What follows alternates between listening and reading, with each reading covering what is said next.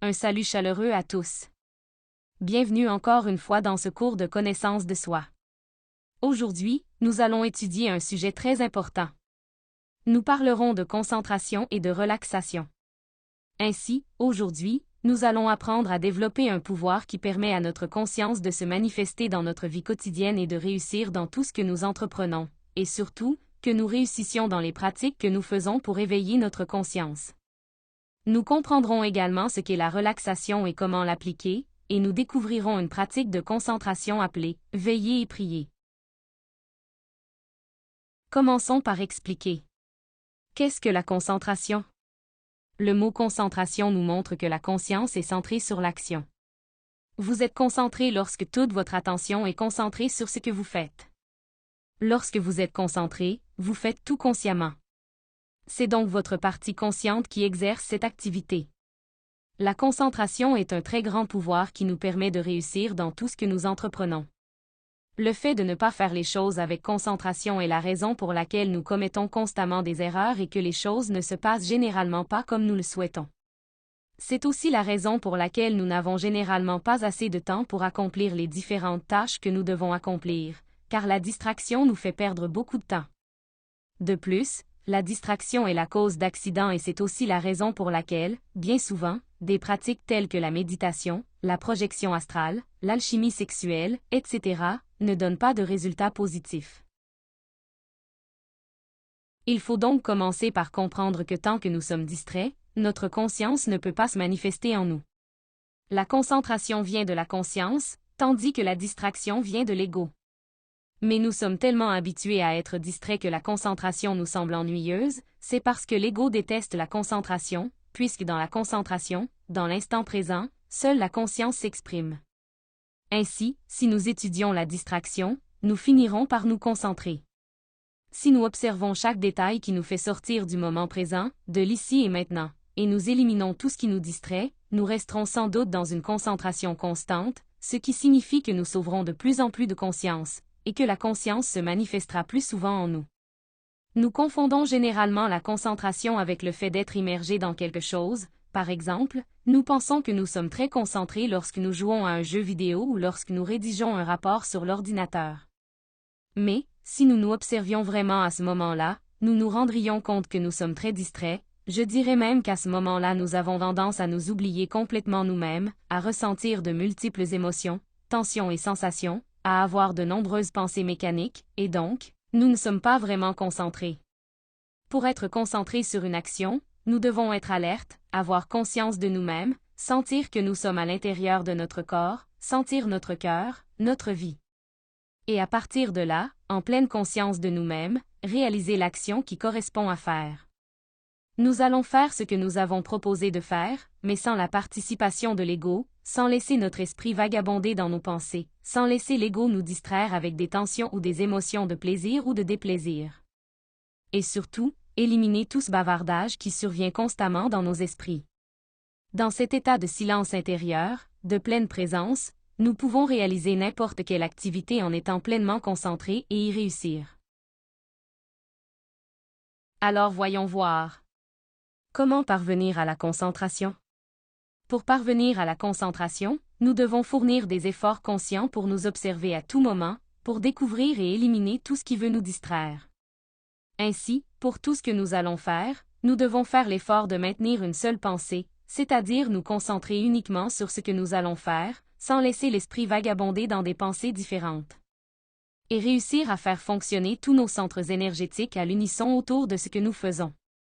Le centre émotionnel doit fournir le enthousiasme correct pour mener à bien cette activité. Nous ne devons donc pas laisser notre partie émotionnelle se laisser aller à des inquiétudes, des peurs, des goûts et des aversions, mais pour garder l'émotion sous contrôle. Le centre moteur doit se concentrer uniquement sur l'activité que nous réalisons, en évitant de changer d'activité inutilement. Si nous maintenons cet état de présence et de contrôle, le centre instinctif commencera à capter le sens profond de ce que nous faisons. Par conséquent, l'inspiration nous viendra du centre émotionnel supérieur et nous commencerons à vraiment apprécier cette activité ou cette pratique sur laquelle nous nous concentrons. Le centre sexuel apportera sa capacité créatrice, et ainsi, la sagesse de notre conscience, du centre intellectuel supérieur, se manifestera à nous, et nous réussirons dans ce que nous entreprenons. La conscience sait tout et rend tout parfait. Nous devons découvrir et apprécier d'être présents, concentrés, avec notre conscience dirigeant chaque action que nous entreprenons. Pour ce faire, nous devons déclencher une guerre contre les défauts psychologiques qui nous distraient, qui nous maintiennent endormis. Demandez à notre Mère divine particulière de désintégrer tout défaut psychologique qui nous amène à nous laisser distraire. Il existe deux types de concentration, l'une sur le monde intérieur et l'autre sur le monde extérieur. Les deux sont très importants. Mais pour pouvoir faire les choses dans le monde extérieur de manière concentrée, il est nécessaire que nous apprenions à maintenir notre concentration intérieure, que nous développions cette capacité à ne pas errer, à ne pas laisser notre conscience s'endormir, mais à nous souvenir constamment de nous-mêmes. Tout comme il est important de développer la concentration pour réaliser les activités que nous faisons dans notre vie quotidienne, afin de ne pas commettre d'erreurs ni avoir d'accidents, et de réussir dans tout ce que nous entreprenons. De même, il est très important de développer la concentration pour réussir nos pratiques ésotériques, comme la méditation, la projection astrale, la rétrospection, la négociation du karma, la suprasexualité, etc. Voyons maintenant quelques points qu'il est important de garder à l'esprit pour pratiquer la concentration. Tout d'abord, faites toujours l'effort de faire une chose à la fois. Et pendant que vous le faites, ne pensez à rien d'autre, mais gardez votre esprit concentré sur ce que vous faites. Et essayez, autant que possible, de ne pas interrompre ce que vous faites pour faire autre chose. Ne pensez pas aux choses que vous devrez faire plus tard, car cela vous ferait sortir du moment présent, et vous entraînerait inutilement dans le futur. Ne vous souvenez pas de choses qui ont déjà été faites, car cela vous ferait sortir du moment présent, et vous ramènerait inutilement dans le passé. Mais restez concentré sur ce que vous faites dans le moment présent. Si nous essayons de faire cela avec toutes les activités que nous effectuons pendant la journée, nous resterons en état d'alerte, la conscience pourra se manifester dans chaque activité que nous ferons, et nous ferons de grands progrès dans le travail de la mort psychologie et l'équilibre de nos centres énergétiques. Parce que nous pourrons observer et éliminer le grand nombre de défauts psychologiques qui se manifestent quotidiennement en nous, et donc, nous libérerons quotidiennement de grandes quantités de conscience. Si nous observons les multiples activités de notre vie quotidienne, nous nous rendrons compte que chacune d'elles est réalisée mécaniquement, puisque lorsque nous les faisons, nous sommes mentalement et émotionnellement dans un autre endroit, ne vivant pas l'action, mais pensant à autre chose. Nous nous réveillons le matin et immédiatement le train imparable de pensées et d'émotions commence. À partir du moment où nous ouvrons les yeux, nous commençons à planifier ou à chercher à nous distraire avec notre téléphone portable. Nous nous brossons les dents, mais nous sommes dans un autre lieu mental. Et donc, toute la journée, nous faisons quelque chose, mais notre esprit est ailleurs, donc nous faisons les choses machinalement, totalement distraits. Nous ne nous observons pas d'instant en instant, ce qui signifie que notre conscience est endormie faute d'utilisation. Nous faisons les choses avec une conscience endormie. C'est pourquoi nous sommes incapables de nous découvrir et de nous connaître. C'est pourquoi nous sommes incapables d'observer et d'éliminer nos différents défauts psychologiques ou égaux. Nous sommes constamment distraits et, de ce fait, nous ne pouvons pas voir tous les égaux qui participent mécaniquement à chaque action. L'ego cherche toujours à nous distraire avec des pensées sans fin, des conversations mentales, de la musique dans l'esprit, des soucis, etc. Pour nous aider à réaliser les différentes activités de notre vie quotidienne de manière concentrée, il est fortement recommandé que chaque jour nous prenions quelques minutes pour faire un calendrier des activités, avec les différentes activités que nous devons faire pendant la journée, et l'ordre dans lequel nous les ferons. Cela nous aidera à ne pas avoir à planifier au fur et à mesure ou à penser à ce que nous devrons faire plus tard, mais nous pouvons nous concentrer sur la réalisation de chaque action de manière concentrée à chaque instant. Nous verrons également que si nous avons une organisation, nous aurons suffisamment de temps pour faire tout ce que nous devons faire. Il est important de prioriser dans notre calendrier les différentes pratiques d'éveil de notre conscience que nous ferons ce jour-là. Car, si nous les laissons quand il nous reste du temps et que nous donnons toujours la priorité aux choses de personnalité, celles-ci finiront toujours par englober tout notre temps. Avec un ordre établi pour la journée, nous pouvons nous consacrer à tout faire de manière concentrée, en restant concentrés, dans le moment présent, en vivant l'action que nous faisons et en éliminant constamment tout ce qui veut nous sortir de cet état de concentration. Si nous faisons cela, si nous fournissons un effort constant pour rester concentrés, nous verrons comment cela affectera positivement toutes nos pratiques d'éveil de conscience, et notamment nos pratiques de projection astrale consciente. Parce que si nous sommes concentrés pendant la journée à pratiquer l'auto-observation et la mort psychologique, la nuit, nous continuerons à être concentrés et nous pourrons devenir conscients beaucoup plus facilement lorsque nous nous déplacerons vers le plan astral. Mais si pendant la journée nous errons, distraits et flous, la nuit nous continuerons à être distraits et à rêver. Analysons maintenant le prochain point de cette conférence, la relaxation. Qu'est-ce que la relaxation? La relaxation, c'est l'absence de tension, qu'elle soit physique, émotionnelle, mentale ou sexuelle. L'état naturel de conscience est la relaxation. La conscience est un état de relaxation croissante, c'est pourquoi l'ego cherche toujours à nous stresser, car ce n'est que dans un état de tension qu'il peut rester dans le corps physique, se nourrissant de notre énergie. Par conséquent, nous devons apprendre à observer quelles choses nous causent constamment des tensions.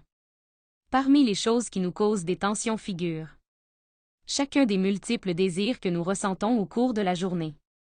Les émotions négatives. Les chansons psychologiques.